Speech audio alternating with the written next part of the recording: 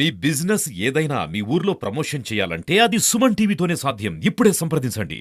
అరెస్టులు చేయాలనుకున్న ఆపదగిన శక్తి మా దగ్గర లేదమ్మా. మేము అధికారంలో కేంద్రంలో లేవమ్మా, రాష్ట్రంలో మాత్రమే అధికారంలో ఉన్నాం. సిబిఐ పనిచేస్తుంది కేంద్రం పరిధిలో. కేంద్రం వాళ్ళు సిబిఐ సరైన సమయంలో చట్ట ప్రకారం నిర్ణయాలు తీసుకుంటారు. అప్పటి వరకు మనం ఎదురు చూద్దాం.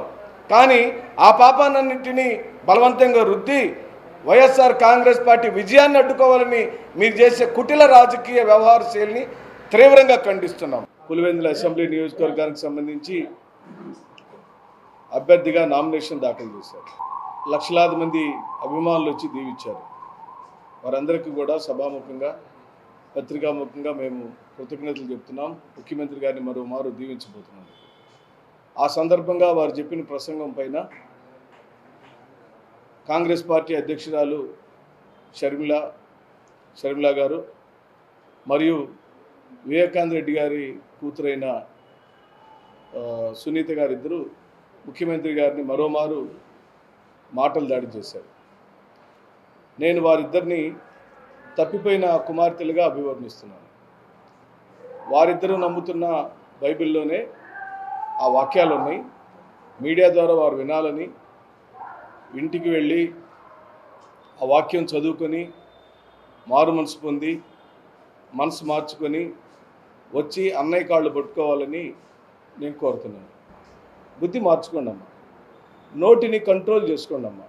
మీరు మాట్లాడుతున్న వ్యక్తి బహుశా మీకు చిన్నప్పుడు అన్నయ్య అయి ఉండొచ్చు, మీ తోడబుట్టినవాడు అయి ఉండొచ్చు, మీకు అత్యంత ప్రేమ అయి ఉండొచ్చు.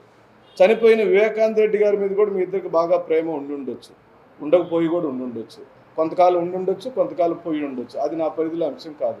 కానీ ఇప్పుడు కొత్తగా మీరిద్దరు వివేకానంద రెడ్డి గారి మీద ప్రేమ తెచ్చుకొని ఈ ఆంధ్ర రాష్ట్ర ప్రజలచే ఎన్నుకోబడిన ప్రజాస్వామ్యబద్ధంగా ఎన్నుకోబడిన ఒక ప్రజానాయకుడిని ప్రతిరోజు ఆ విధంగా మాట్లాడటం అనేది మాకు చాలా చాలా బాధ కలిగిస్తుంది. మీరు ఫస్ట్ మీ ఇద్దరు నేర్చుకోవాల్సింది, మీరు మాట్లాడుతున్న వ్యక్తి వైఎస్ జగన్మోహన్ రెడ్డి గారు, వైఎస్ రాజశేఖర రెడ్డి గారి కుమారుడు. అది కుటుంబపరమైన అంశమే కానీ రాష్ట్ర రాజకీయాలకు సంబంధించిన ఆయన ముఖ్యమంత్రి గారు అనే విషయాన్ని మీరు దయచేసి గమనించుకోమని వేడుకుంటారు. పోనీ మీరు ఏదైనా చర్చనీయ అంశాలతో ఈ ఆంధ్ర రాష్ట్రంలో అభివృద్ధి లేదు, చర్చకు రండి మాట్లాడతాను. ఈ ఆంధ్ర రాష్ట్రంలో సంక్షేమ పథకాలు లేవు, చర్చకు రండి మాట్లాడుకుందాం.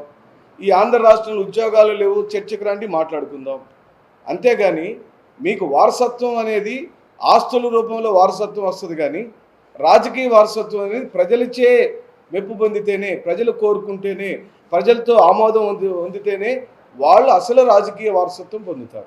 ఏ కాంగ్రెస్ అయితే మీ కుటుంబాన్ని అనగా మన కుటుంబాన్ని జైలు పాలు చేసి కేసులు అక్రమంగా పెట్టి 16 నెలలు జైల్లో పెడితే అలాంటి పార్టీకి మీరు అధ్యక్షురాలుగా 12 సంవత్సరాల తర్వాత అయ్యారమ్మా. అది అనుమానాస్పదంగా ఉంది. మీకు నిజంగానే కాంగ్రెస్ పార్టీ మీద ప్రేమ ఉంటే మీ నాన్నగారు చనిపోయినప్పుడు జగన్మోహన్ రెడ్డి గారు కొత్త పార్టీ పెట్టినప్పుడు మీరు ఈ కొత్త పార్టీలోకి రాకుండా కాంగ్రెస్లోనే కొనసాగుండి ఉంటే మీరు కాంగ్రెస్ వాదిగా మేమందరం గుర్తించుండేవాళ్ళు.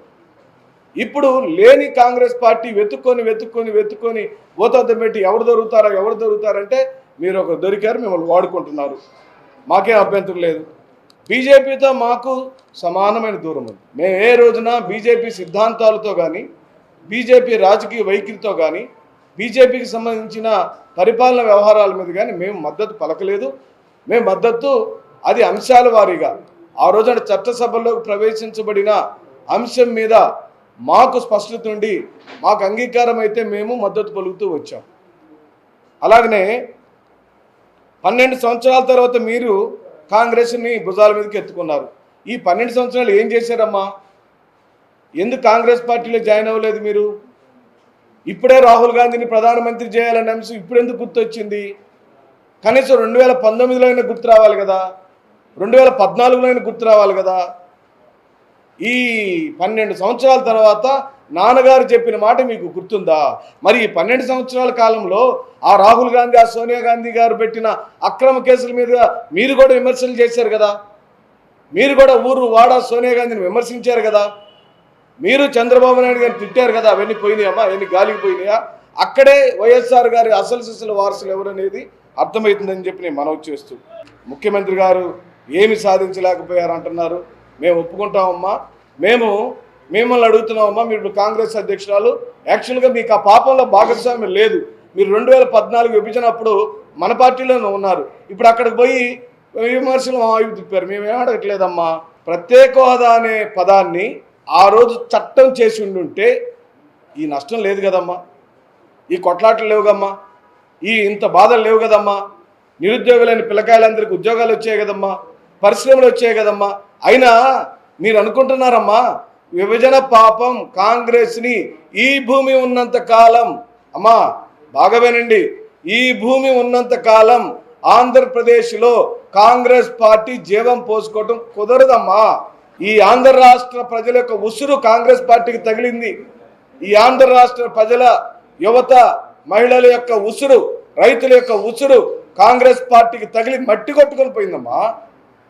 కాంగ్రెస్ పార్టీని ఇక్కడేదో బతికిద్దామని విభజన హామీలన్నిటి గురించి ఉచ్చరించి మాట్లాడటం వల్ల సొంత దండగని ఈ చెబుతూ, అలాగే మీ అన్నయ్య అనే మాట గతం, ఇప్పుడు ఆయన మహానాయకుడు, ఓ రాష్ట్రానికి ముఖ్యమంత్రి, ప్రజల యొక్క ఆరాధ్య దైవం, పేదల పెన్నిది, మహిళలకు ఆసరా ఇచ్చిన అన్నయ్య, చేయూత ఇచ్చిన తమ్ముడు, వృద్ధులకు వికలాంగులకు పెన్షన్ని 3000 ఇస్తున్న మహానాయకుడమ్మా జగన్మోహన్ రెడ్డి గారు. జగన్మోహన్ రెడ్డి గారిని మీరు ఓన్ చేసుకుని మా అన్నయ్య, మా వివేకం బాబాయ్, ఇది కుటుంబ సమస్య కాదని మేము మనవి చేస్తున్నాం.